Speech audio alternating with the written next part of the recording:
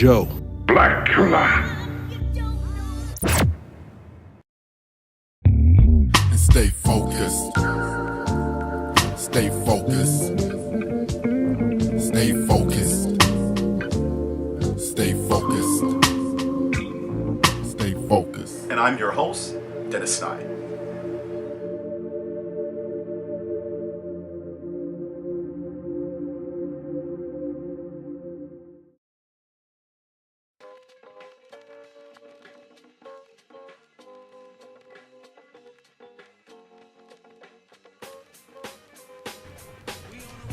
You're in tune to Chicago's most popular college music radio station. 89.3 is WKKC. This is FocusTalk, the thought-provoking, solution-oriented talk show daring to make a difference in our communities. We're talking on a regular basis because the answers really matter. What are we talking about? Well, I'm glad you asked. We're talking about politics, religion, personal development, education, history, music, and then from time to time, we are spotlighting positive people who are doing positive things right here in Inglewood, throughout the Chicagoland area, as well as the entire nation. I'm your host, Dennis Snipe. Joining me in the studio today is digital content strategist, Brother Toure Muhammad. Brother Muhammad, how are you today? Brother, I'm doing excellent, man. It's good to see you, brother. It's good to be seen instead of viewed. I know that's right. You doing well? Man, I'm doing well. No complaints. Now, let me ask you, what does digital content strategist mean? Well, from my perspective, I take my experience in media, marketing, publicity throughout the years, and I squeeze that experience into this digital platform that we use today, the internet, social media, blogging, and help people to tell their story. Okay. All right. So now, needless to say, things have totally changed from years ago when we had to really work hard at it. We can reach a large amount of people just by clicking a button. So based on that, does that mean that I have to approach this thing totally different than I had before as a business person, or if I have a product, or if I'm doing something, I have to look at it differently? And if so, how do I do it? You know, that's a yes or no question. You do have to look at it differently, but I like to always go back to basics, because sometimes people lose that in the frenzy of thinking about all this opportunity that's out here. Okay. Right? So, for example, if you don't have a good story or a good product, it does not matter how much internet access and social media you have. I guess you have a right? point there. You have to go back to the basics of making sure your story is strong, because the same way the social media can open you up to opportunity, it can also be a good focus group, right? To let you know if your product or service or your story is not strong enough because it's not capturing people's attention. So yes, once you understand that your story has to be good, then there are different tactics. I really encourage people to do a combination. You know, there's still some traditional ways that work. People still have flyers. People still do some printing, right? So if you have a good mixture where you make sure that you're targeting your audience where they are and meeting them on their cell phone and in their mailbox if need be, then you'll make sure to be seen when the time is right for people to make that decision to buy. So therefore, as far as content is concerned, because what I've noticed that most people don't care for things that are very long, nor, and I'm just calling it like I see it, that most people are not very fond of things that are substance. You know, it's like the jokes and stuff that's not very savory. So is it my job to change the minds of the people that I'm trying to reach, or do I meet them at their level and then take them to where I want them to be? Well, you know, I think that what social media and the internet has done is shown the level of people's attention span even before the internet, right? If you look at, you know, how long our traditional commercials, you know, they're very short. And of course, there may be a financial reason they don't want to pay that much for that much time. But how much time do you need to really capture someone's attention? The news broadcast in and of itself, from the beginning of television, it's been about sharing information and entertainment, right? So we have to carry those same principles. And that's what I'm going to mean by sometimes things are not as different as we think they are. You know, people's attention span has been short for a long time. It's just gotten easier to exploit it because we have so many more tools, right, to access and to utilize. You know, before the cell phone, we were on the TV, watching the TV, flipping the channels, right? Then it went to cable, right? Every time it was just something else that was, if we had good focus, then all of the other stuff that was coming to capture our attention would not capture it. Right? So, but yes, you need something that's going to be that, unfortunately, that combination of entertainment and information. And if you can blend it right where you, and you know, this is the other thing too, if it captures people's heartstrings emotionally, yes, laughter and humor helps. But we respond, I think all communities respond a lot to emotional stuff as well. If it's painful, if somebody has an incredible human interest story that is tugging at our heartstrings, we'll pay attention to that as well. So it has to capture that emotion, and then we have to wring out that time that we have with them and make sure that we're touching them. Okay, so now as far as my business, what are some of the things that I should be mindful of? Can you maybe give me the top three? Yes, I think first and foremost, consider that you need to have a media department that coincides with your business. Whatever business that you are in, if it's nothing but a cell phone and a mini tripod and you holding it doing selfies, document your business experience. Even if you don't use it immediately, but start documenting your progress. A lot of times we want to make sure that people see us perfect in our best light, right? But we forget that our customers, we need to take them on a journey with us. If Oprah was Oprah today, 30 years ago, people couldn't relate to her. Women couldn't relate to her. She's a billionaire. But she started off just like many average housewives, and they could see themselves in her, right? So she wouldn't have the following today if she came out as the billionaire. We have to let people see us on our journey and see us evolve and see us grow. So document your history, document your story, and don't be embarrassed by it, because I think it was the guy from LinkedIn who said that if your business looked perfect 10 years ago, then you started 10 years too late, right? When you look at your business and look back on it, it should be growth and improvement and development in it. So based on that, then what you're saying is that I shouldn't be upset or dismayed by humble or small beginnings, because that's part of the process. That's part of the process. And the people that walk with you now are going to be those that carry you later on, because they're going to say, you know what, I remember I have a friend who started off with a product, selling it out the back of his car. He would roll up to my house. I would come outside, look like a drug deal. He would go in his trunk and I would buy his product from him. Okay. He has retail outlets now, right? So, but I can say, man, I've been supporting my man. When somebody said, do you know this person? I said, man, I've been knowing him. I was supporting him when he was selling out the back of his car, right? That's pride that I've been helping, or I've been a part of his process with him. If he was already there, yeah, I like his stuff, and I get it every now and then. But see, those people, man, that can follow you and evolve with you, man, you got customers for life, and they're your advocates.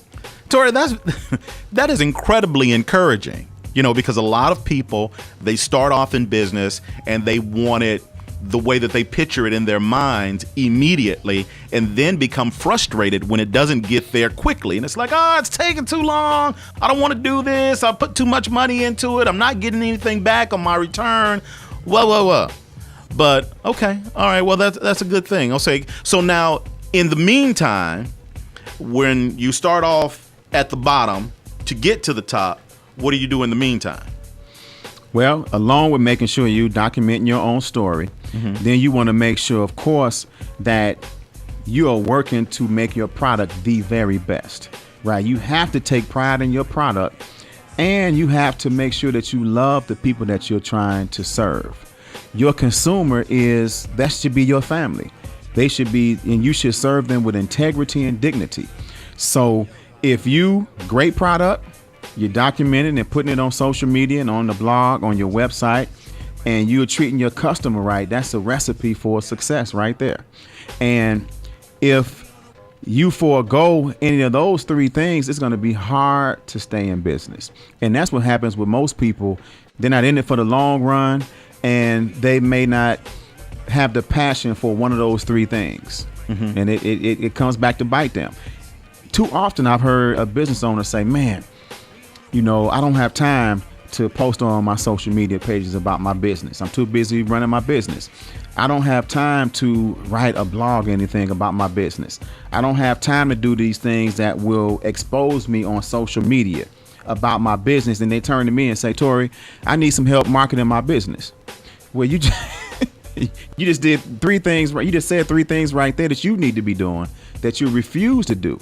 So my marketing, my assistance with a business works better when they're already doing something, right? It's like if I have to try to, and if you had to try to bring exposure to somebody that has no exposure, it's much harder. You got to work harder to get them exposure. If they already have been doing things, then you can send them. I can send a person to, hey, check out my man's website. Check out his social media pages. Look at his Instagram. And if there's activity there, then now that person I sent is going to stay. If I send them there and there's no activity, there's no movement, you haven't posted in 6 months, they're going to walk away. And they're going to tell me why did I waste their time. Tell them to check out an Instagram page with no movement. Today, people go, when I get referrals, somebody tell me, you know what, so-and-so told me to give you a call. And that was 2 days ago. I said, what took you so long to call? He said, well, the first thing I did, I went to your Facebook page. I went to your website. I looked at your LinkedIn page. And so now, and I looked at some of the reviews. Now I think that you can help me, right? So now I don't even have to sell them on my abilities because they already researched me before they called me. So basically I had to check your dossier to see that you were who you say that you are. That's right. And people are doing it online. Okay. All right. And now, needless to say, that's how it was with you with Bean Soup Times, where you started small and you just continued to work your network, to continue to meet your particular family members where they were and took them to where they needed to be. That's right. That's absolutely right. And, when I say this, people think I'm just being humble, and there's some of that, but I think that one of the reasons I've survived is because I've been consistent and I've just stayed in the game. I'm like Rocky. I just won't get out the ring, right?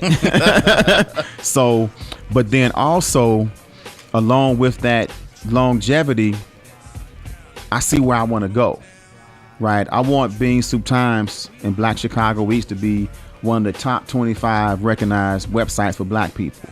I want to be doing 2 million page views a month. I want to have numbers like DNA Info, that when they just decided to shut down, before they shut down.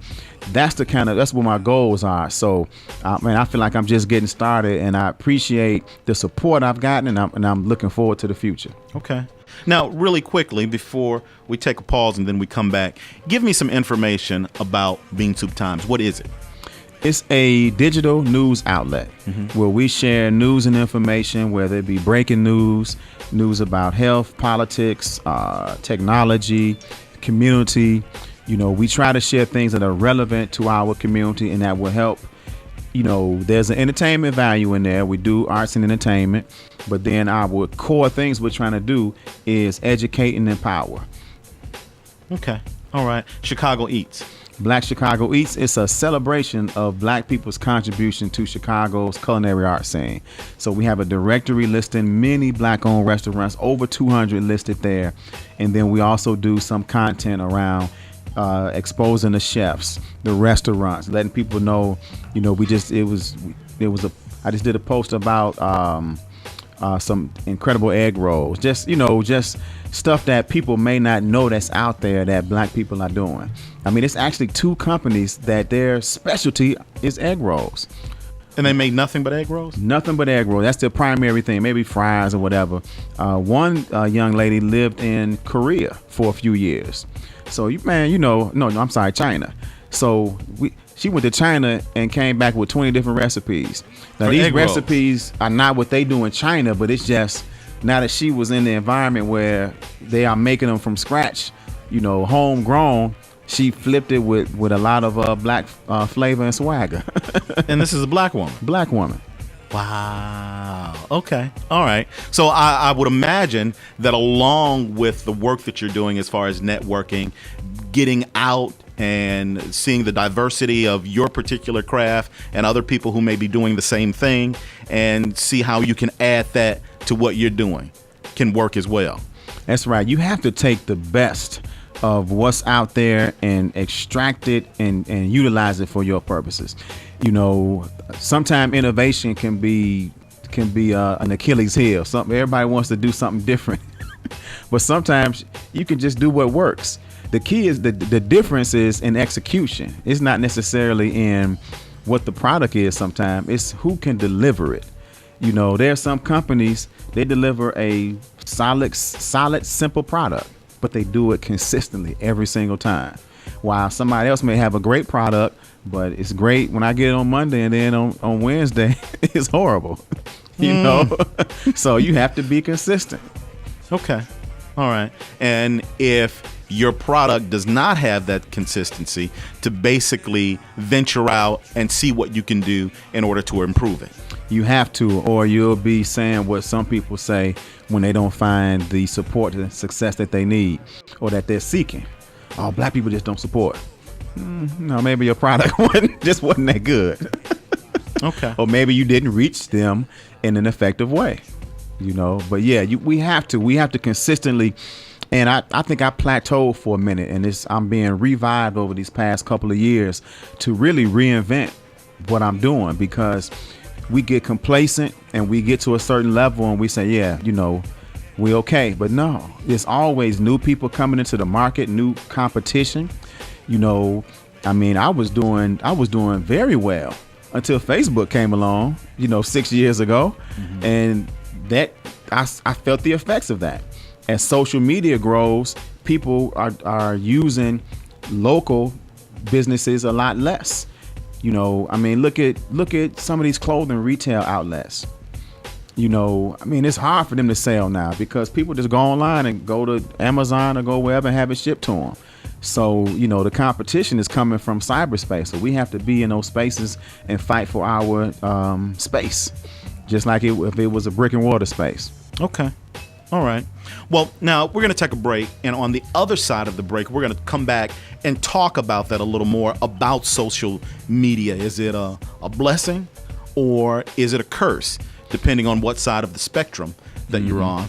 And then also, I want to talk about branding and how you can brand something that can be good, or that particular brand can be connected to something not so good if you don't do it right. Okay, and then we'll talk about some of the other projects, some of the other things that you're working on. Sounds good. All right, you're in tune to Chicago's most popular college music radio station. 89.3 is WKKC. We'll be right back. You're watching FocusTalk TV With your host, Dennis Snipe.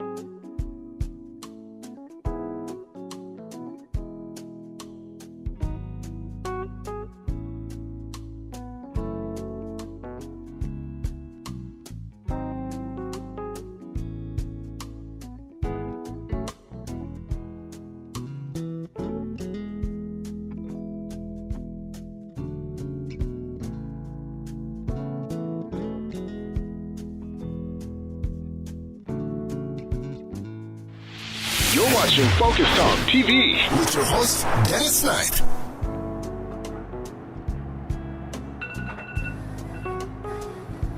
All right.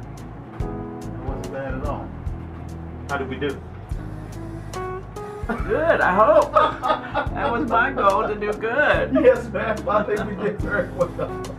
Pastor, what you think? Awesome. I'm in love with Sir? I'm in love with something.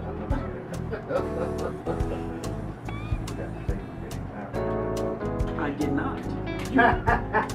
I didn't bring it up on the air because I didn't know if you wanted your personal business to be on the air, but she told me earlier before you came in and we talked about it. Oh. and I didn't know how you felt about that, but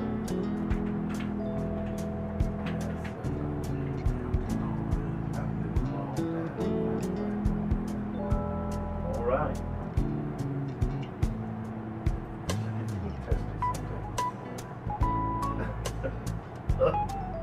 Well, for the sake of posterity, I won't comment on that.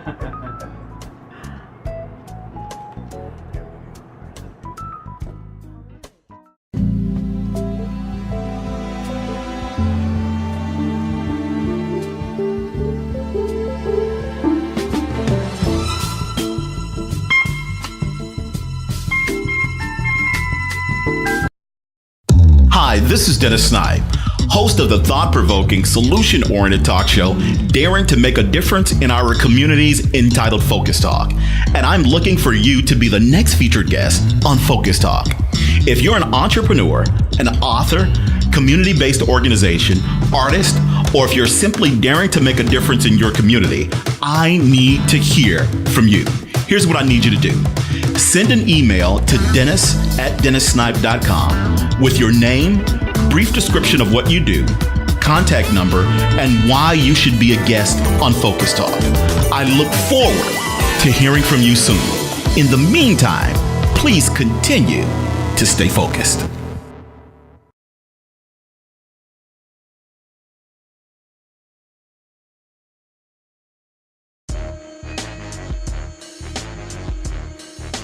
You're in tune to Chicago's most popular college music radio station, 89.3 WKKC. This is Focus Talk, the thought-provoking, solution-oriented talk show, daring to make a difference in our communities. We're talking on a regular basis because the answers really matter.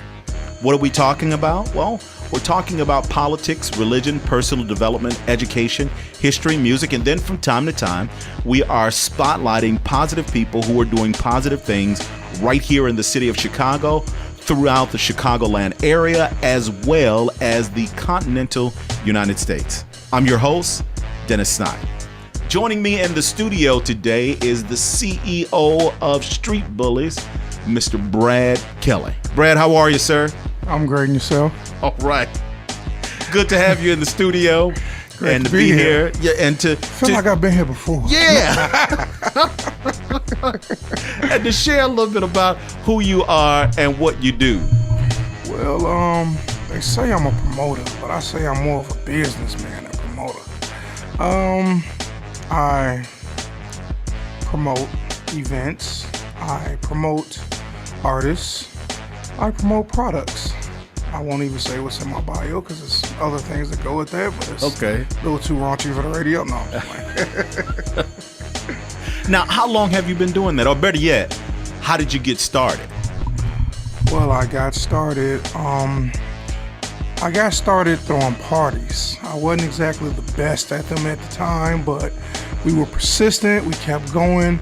Then I just looked to move to do other things in the industry, and I met Pink House. I also had a job. I worked at Dominic's, and he came in there. He lived right across the street, so he came in like every day, and every day I would like pick his brain, and he would give me knowledge, and like he would just sit there and talk to me for quite some time when he could have just brushed me off for anything. But he really gave me a lot of game, and he started taking me with him, introducing me to people, expanding my network. Okay. And I'm so appreciative of him. I owe him my whole career, him and Scoop Jackson, and it's a blessing to be in KKC, channeling his spirit right now. He's a KKC alum, so it's definitely a blessing, and I'm definitely thankful.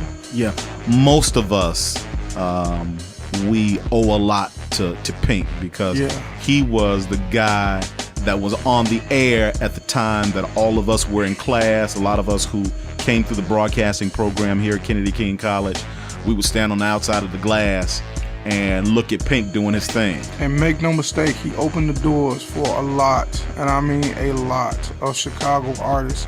And that almost should be a mandatory thing. You should know, being an artist from Chicago, who Pink House is. If you don't know anything but the two stations he was most noted from coming from, you should really have to know who Pink House is as an artist from Chicago. Yeah, that's so very true. That's so very true. Because those of us who are part of the music scene of the industry, we owe a lot to Pink House. Yes, sir. We owe a lot to Pink House. Now, how did your desire for the industry grow, Brad? I just always loved music. I always collected music, tons of tapes, CDs, whatever it is, and I just always was fascinated with the industry. Like I would be that dude going to the in-stores. I truly miss in-stores, talking to artists, getting their perspective on the industry. And then, like I say, when Pink House started letting me come to different events, it really opened the doors for me, and it really gave me an outlook to the business of music, because I would never, you just never knew the machine behind how records got into rotation, how, the grassroots campaign to some records. It just really exposed me to the actual business of music. And you would just never know. Like, you would be so fascinated. But it's so crazy that now I wish that it was like Men in Black, like somebody could just take one of the little phaser things that hit me and I could just forget everything, so I could really enjoy a record instead of thinking about how to get service, what machine is behind it now. It's like when you're a director and you go try to see a movie, you gotta forget roll A, roll B, and things of that nature. Pick it apart. Correct. But why are they showing me this? Correct. Why is that? Yeah, I understand. So where are we now, in your opinion, Brad, as far as the music industry? Have things changed a great deal from then to now? They've changed drastically. We're living in a talentless society. Nothing is done based off talent anymore. A lot of people get on due to the machines behind them, that being their social network, spins on the radio. It doesn't necessarily equate talent. And I say this, an example now is a lot of younger rappers now are saying they're not lyricists, they're not good rappers, they're not this and that. Rap has always, as anything, has been a competitive field. Almost to say it's been a competitive sport. And I compare that to, you would never see LeBron James getting off the court saying, I know I'm not a good basketball player. You would never see Michael Jordan getting off the court saying, well, I know I'm not a good basketball player. If being a basketball player is the profession you've chosen, you're going to give anything you do 100%. And I think the allure of money and fame has really watered down the need for talent in the industry. Okay. So then does that mean that those individuals who are truly talented are doomed? I mean, you still have the Kendrick Lamars, you still have the J. Coles, but they're the minority to the system. We had, and don't get it wrong, what we have nowadays as far as rappers and the classification of the music they make, we've had those back in the day. We've had the party rappers, you had the party rappers, you had the Candymans, the MC Hammers, the Vanilla Ice, the people that used to, like even OPP, even Naughty by Nature, even if they are a harder edge group, they still made anthems, so they were still considered a novelty act, which most of these rappers are now. It's like 90% novelty acts now. But we had more diversity. You had the social rappers, you had the gangster rappers, you had this. Now it's just everybody trying to imitate each other. So it's no real diversity. It's just everybody sticking to the same sound, the same pattern. They got the same fan base. It's nothing to choose from no more. It's like nothing. Well, now, I mean, if you look at it, that is there a really big difference between business and the artistry of the industry? Because if it's business, it's to make money. That's correct. And like, I'm talking certain questions I'll address from still a fan. I'm still a fan of music. Anybody in the business, you always gonna be a fan of music. I still love getting a hold to artists that nobody is up on and me putting them up on artists. That's what should excite you about the business. I remember that's what propelled us back in the day, is finding that artist and putting your whole neighborhood art on them, and then you would be like, yo, like, man, I remember I was the first guy I put everybody up on, like you had that. And now, me being in the industry, you understand that the companies do have to make money. You understand that it's about profit and loss. So Brad, is that excitement that everybody behind this particular cat who's really good, who sounds good, that came from the hood, and we all gonna make this happen, is that dead? Yeah, because as soon as as soon as that person get on, they looking for somebody else. Like, and it didn't start. The whole microwave era didn't start with young people, like people want to credit. It really started with like the Master P days. Master P was the first artist to continuously put out music. So he kind of started that pattern of you always expecting something more, something new, something right now.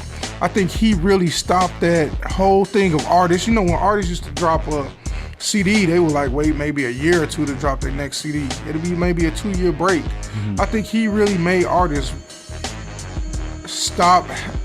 he took the necessity of giving artists breaks out of the game. It was like, okay, I just dropped this album, but like from 6 months from now, Master P was doing what Future was doing back then and now, making his artists drop continuous albums. He always had a roster. Trust me, we had the posters in the office, and we would never realize how many albums we would work for No Limit in a year, like until we looked at the big poster they were releasing. We'd be like, man, Young Bleed, Mia, this. You're like, man, good Lord, but like I think he really, really started that. In fact, I know he did. Like, it's nothing anybody can say that can like change my opinion that he really started that back to back, the continuous dropping of music from different artists. Well, was it all quality music? Was that a good thing? No. And from artists nowadays, you're not gonna get. I mean, sometimes Future miss. Like, he got some albums that people question, but he got some albums that's a home run. Nothing when you continuously do it are you gonna get, that same quality in anything. Food, you got this batch that's gonna taste different from this batch because it's mass produced. Like, like I told you when we talked about humble beginnings, I was a baker and Dominic's, so I know like the consistency. Sometimes I taste this cookie and I taste that cookie and I can tell, or I go to a restaurant and I know, like, yeah, they saying it's fresh, but this really it's a mass produced because it just got that taste. Like, the same thing with music is. Like, you could tell, like, when the artist needs to slow down. Like, okay, his music is, he had a CD that had at least 8 quality songs on it to now 1, and now the record label really got to stand on this one and really try to sell it. And you like, you need a break. But artists now, it's such a microwave era that the artists now are too scared to be to the spotlight, because once you gone, they moving on to something new. So will the industry ever turn around to the point where we're getting back to quality music, we're getting back to artists who are talented, we're getting back to that old school feel and look, or is that's gone? I mean, it depends on what the record labels want. Like, we aren't the gatekeepers. It depends on what the radio wants. It's they program these people. The repetitiveness in these songs, like like most people don't know what they listening to is good music until they've heard it so many times in clubs, on the radio, in your favorite shopping mall.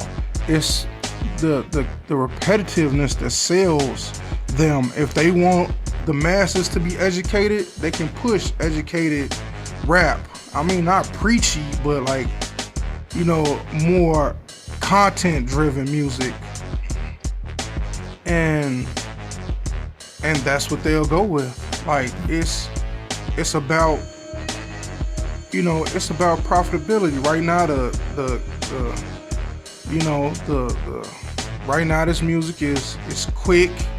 It don't take much. They hammer it out and they put it into the machine. And they going with the flow. You can't really blame them, in a part. And, the businessman in me was like, the businessman in me understands, like I say, the fan in me says, like, y'all gotta do better. Like, well, okay. Now we look at the programming aspect of music where I remember I didn't like Ralph Tresvett's Sensitivity. But they played it so much. Jam. I didn't like that. I didn't like that. But they played it over Exactly. and over and over and over again. And guess who made you like that record without you knowing? Mm-hmm. Women. When you saw that woman reaction to that song, you're like, man, that's my jam too.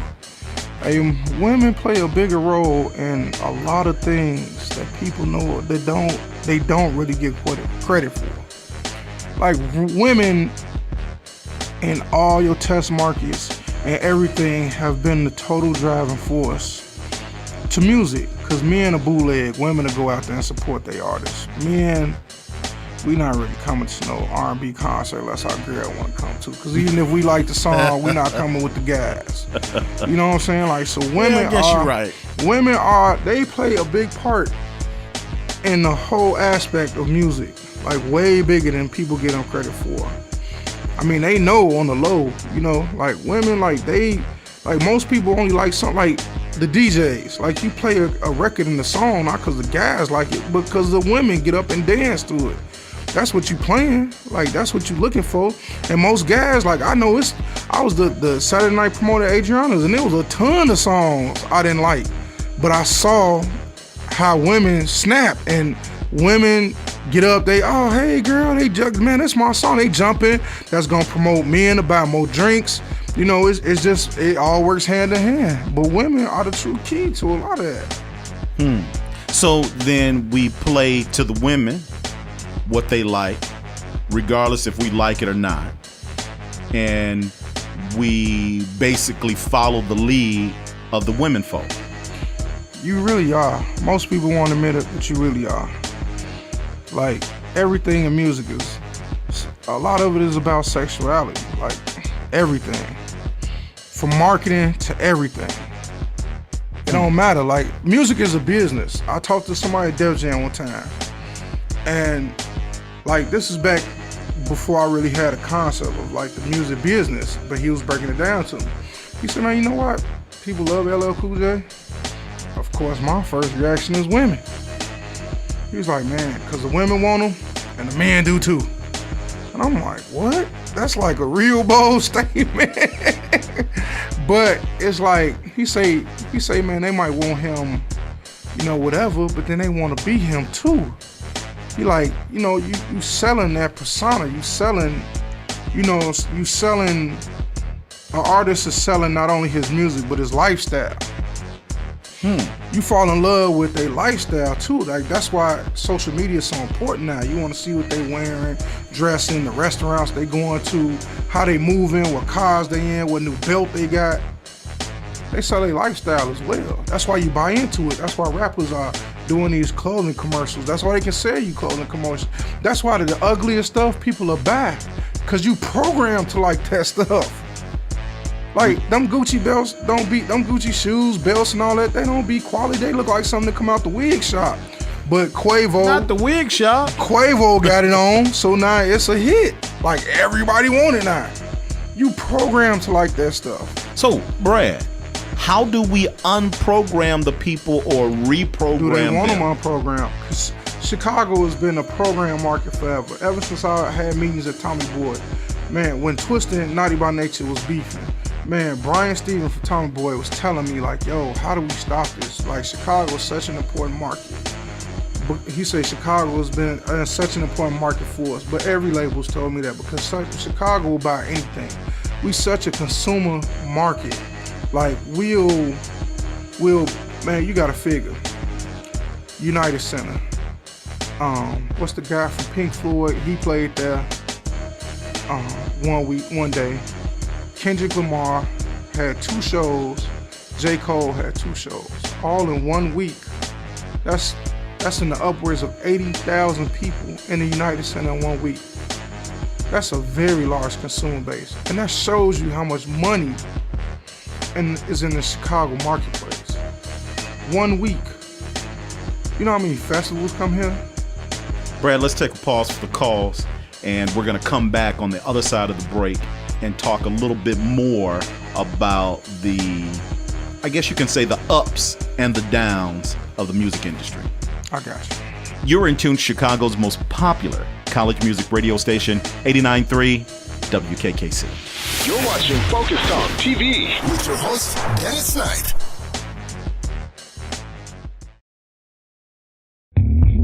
If you can't be a highway, then be a trail. If you can't be the sun, then be a star. Because it isn't by size that you win or fail, but be the best at whatever you are. If you can't be a highway, then be a trail. If you can't be the sun, then be a star. Because it isn't by size that you win or fail, but be the best at whatever you are. And stay focused.